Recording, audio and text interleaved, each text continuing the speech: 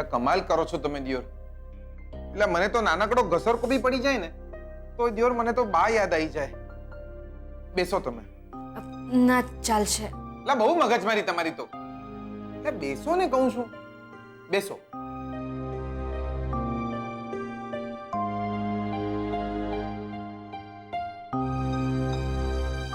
તમે તો મારો જીવ અદ્ધર કરી નાખ્યો બકા.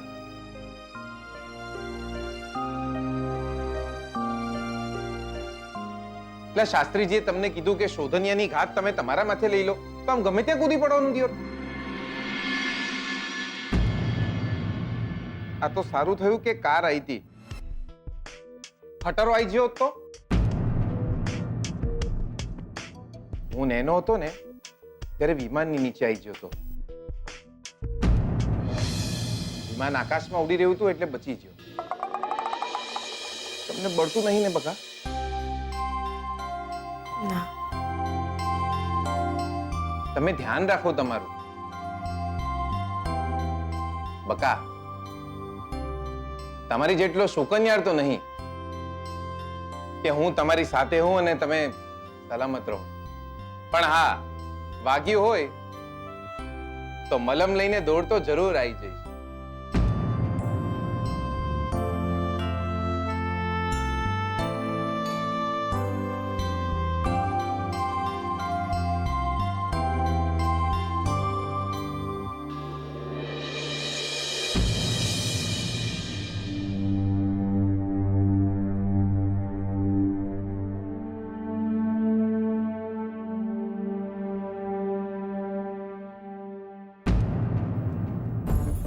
બેનબા, શું થયું? હું તને જે પૂછું એનો જવાબ મને તું હા કે નામાં આપજે.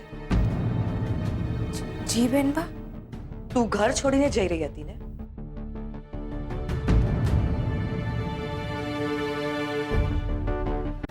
તું ઘર છોડીને જઈ રહી હતી ને?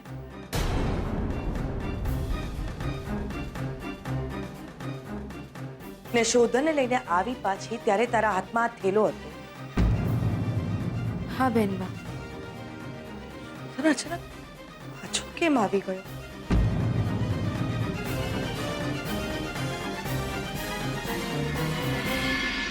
તમે મને છૂટાછેડા લઈ લીધા છે?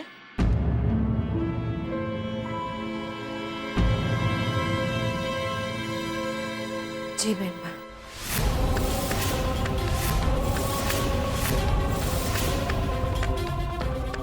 અમારા છૂટાછેડા થઈ ગયા. જોયું? છૂટાછેડા લેવાનું પરિણામ જોયું? તારું દૂર જવું એ શોધનના માથે ઘાત છે.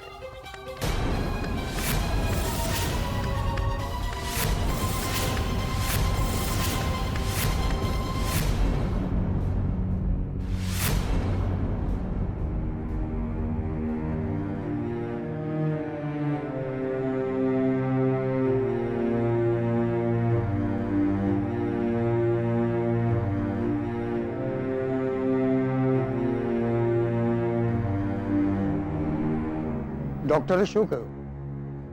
તલવારનો ઘા સોયથી ગયો છે. ચિંતાની જરૂર નથી. ફ્રેક્ચર નથી, મસલ્સ ફાટી ગયા છે. ડોક્ટરે દવાઓ આપી છે અને થોડા દિવસ હવે શોધને વ્હીલચેરમાં જ રહેવું પડશે.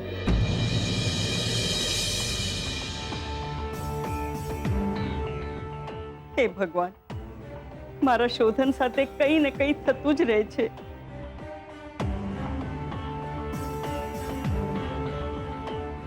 લા શોધન, ઘાત ગઈ તારા માથેથી. હા. સ્વીટુ, શું કહું તને? તારા લીધે આજે શોધન.